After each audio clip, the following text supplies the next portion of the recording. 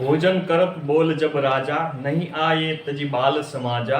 कौशल्या जब बोलन जाई, ठुमुक ठुमुक प्रभु चलहि पराई। निगम नेत शिव अंत न पावा, ताहि दरे जननी हठी धावा। रामचरितमानस की ये 3 चौपाई, जिसके अर्थ को यदि हमने समझ लिया और अपने जीवन के अंदर लागू कर लिया, तो मैं दावे के साथ कह सकता हूँ कि दुनिया की कोई ताकत हमें सफल होने से रोक नहीं सकती है। इसलिए वीडियो को एंड तक जरूर देखना, वीडियो को लाइक कर देना, चैनल के अंदर नए हैं तो चैनल को सब्सक्राइब कर देना। एक बार की बात है, महाराज दशरथ दोपहर के समय भोजन करने आते हैं। वो माता कौशल्या से पूछते हैं कि राम कहाँ है।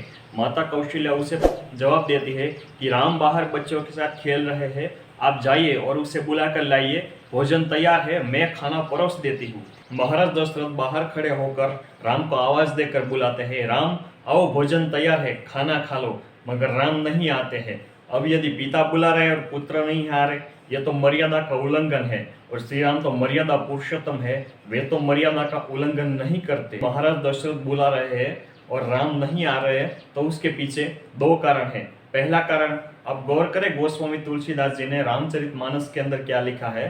भोजन करत बोल जब राजा, नहीं आवत तजी बाल समाज। यानी तुलसीदास जी हमें यह बता रहे हैं कि महाराज दशरथ राजा बनकर राम जी को बुला रहे हैं, इसलिए राम जी नहीं आए। यदि वो राजा की जगह पिता बनकर बुला रहे होते तो अवश्य आते। यानी कि भगवान हमें इस बात का प्रमाण देते हैं, इस बात को बताते हैं कि यदि कोई इंसान अपने पद प्रतिष्ठा का घमंड लेकर मुझे बुलाता है तो वो मुझे प्राप्त नहीं कर सकता, वो मुझे पकड़ नहीं सकता। ओ हो, कितनी बड़ी सीख मिलती है। यदि हमें सफल होना है तो किसी भी चीज का घमंड नहीं करना है, अपने ज्ञान का, अपनी मेहनत का घमंड नहीं करना है। यदि हमने घमंड किया तो हमारी सफलता हमसे दूर होती जाएगी, हम सफलता को कभी पकड़ नहीं सकते। जब महाराज दशरथ ने राम जी को बुलाया तो राम जी नहीं आए। फिर माता कौशल्या ने राम जी को बुलाया। कौशल्या जब बोलन जाई, ठुमुक ठुमुक प्रभु चल ही पराई। यानी कि माता कौशल्या ने भी उसको आवाज देकर बुलाया, लेकिन राम भागने लगे। फिर माता कौशल्या भी भगवान राम के पीछे दौड़ी।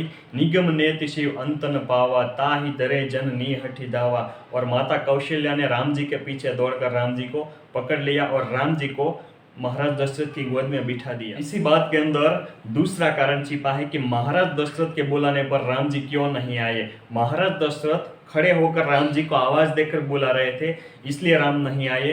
जबकि माता कौशल्या ने भी उसको आवाज दिया, फिर भी राम नहीं आए। तो माता कौशल्या राम जी के पीछे दौड़कर उसको पकड़ लेती है। मतलब यदि हमें सफल होना है, अपने लक्ष्य को प्राप्त करना है, तो सिर्फ सफलता की बड़ी बड़ी बातें करने से हम अपने लक्ष्य को कभी नहीं पकड़ पाएंगे। हमें माता कौशल्या की तरह अपने लक्ष्य के पीछे दौड़ना होगा, संघर्ष करना होगा, मेहनत करना होगा। यदि हमने भी पर्याप्त परिश्रम कर लिया, अपने लक्ष्य के पीछे दौड़े, तो हम भी सफल हो सकते हैं, अपने लक्ष्य को पकड़ सकते हैं। माता कौशल्या ने राम लल्ला को पकड़कर महाराज दशरथ की गोद में बिठा दिया। महाराज दशरथ राम लल्ला के साथ प्यार से खेल रहे हैं। अब माता कौशल्या ने भोजन परोस दिया है। महाराज दशरथ का ध्यान अब धीरे धीरे राम से हटकर भोजन की तरफ बढ़ने लगा। महाराज दशरथ भोजन करने लगे। जैसे उसका पूरा ध्यान राम से हटकर भोजन में चला गया, राम जी अवसर पाकर महाराज दशरथ की गोद से उठकर खेलने चले गए।